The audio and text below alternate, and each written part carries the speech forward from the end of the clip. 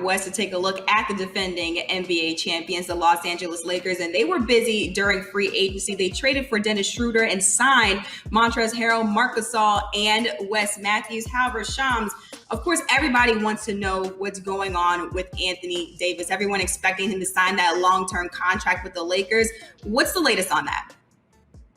Anthony Davis plans to re-sign with the Lakers, but like you said, it's a question of when and how. Him and his agent, I reported after the end of the NBA Finals, him and his agent, Rich Paul, were going to sit down and discuss different frameworks because there are several opportunities as far as contract length. Is he going to sign a 1+1, a 2+1, a 3+1? Could he go as much as a 4+1? I don't expect it to be a 4+1. So I would expect anywhere from a 1+1 or a 2+1 for Anthony Davis, maybe even 3+1. So he's got to have those discussions. I expect it to be after Thanksgiving. But he's going to be back. And like you said, they acquired Montrezl Harrell, Marc Gasol, Wes Matthews. Dennis Schroeder was a major trade pickup for the Lakers. And so they've completely overhauled this roster. They didn't just run it back with the same group.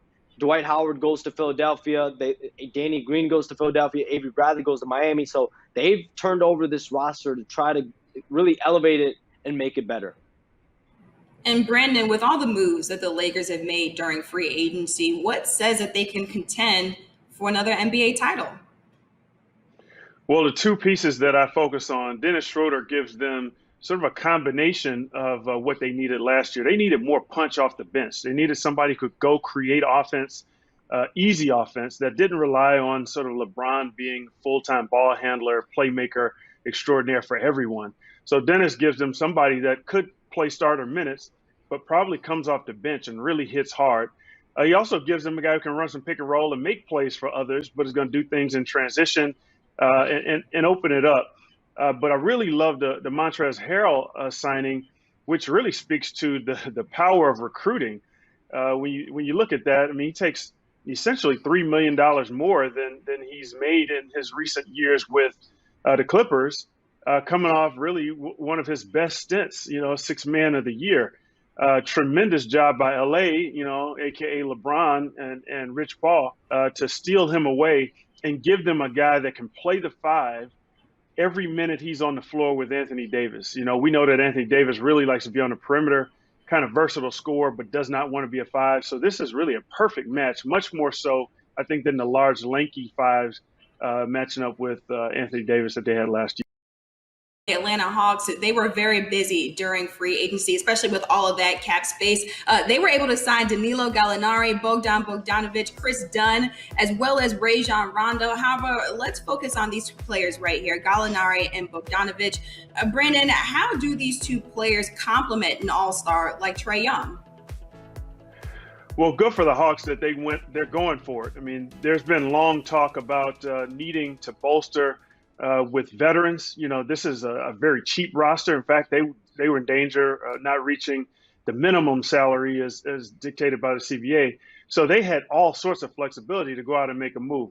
Gallinari is going to put pressure immediately on the 4 and the 3 spot. So this is kind of a tip to their direction. There's no more free minutes for the young guys that are trying to develop.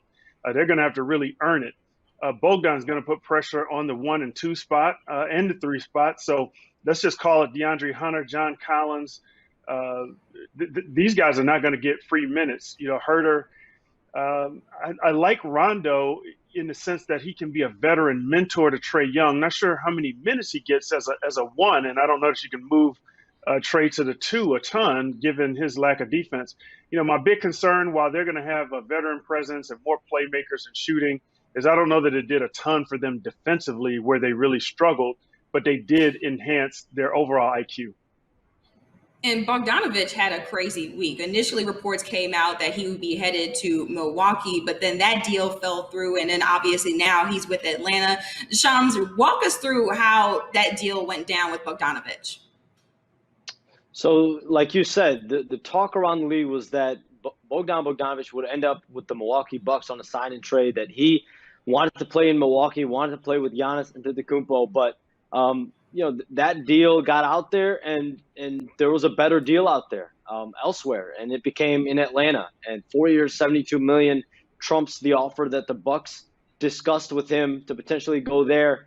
And now it really allows him to go play in a different city. And it really is a tale of two different scenarios. In one, the Milwaukee scenario, he had a chance to potentially compete for a championship alongside a close friend of his in Giannis.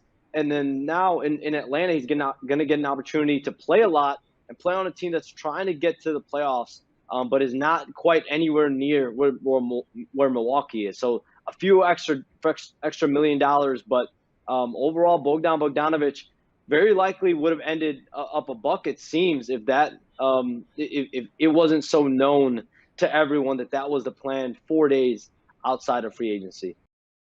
Hayward had really three destination points: the Indiana Pacers, staying with the Boston Celtics, or taking this big money deal with the Charlotte Hornets. And in his mind, he wanted to play in Indy, I'm told, and he wanted to find a way to get there. The problem was that the Pacers did not have the salary cap space to sign him outright. So it would have needed to take a sign-and-trade facilitated by the Boston Celtics. And there was nothing that came about in discussions with the Pacers and the Celtics that made sense for either side.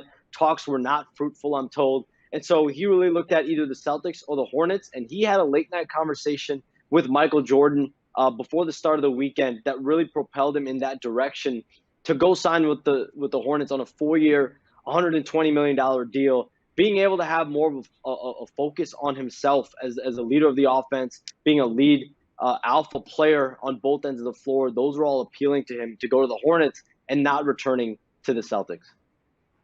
And Brandon, you heard Shams there talking about Gordon Hayward being an alpha player on this Charlotte team. How are you expecting him to fit in?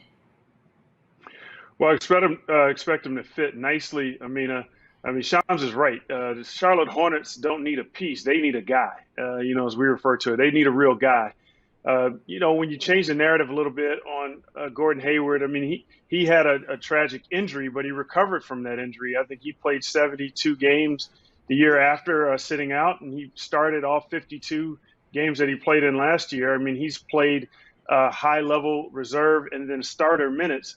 So this is not a case of a debilitated player. And I think when you get past those injuries, the question about whether he's worth the money really shouldn't be there. Now, the big deal is that in order to acquire him, they're discussing waiving Nick Batum. So that's sort of an additional $9 million that you could add to the salary in effect, and that gets pretty expensive. But this is a guy that comes into the league's worst offense. I mean, they just didn't score the ball well last year, and a guy that becomes sort of a primary option with some nice support players around him.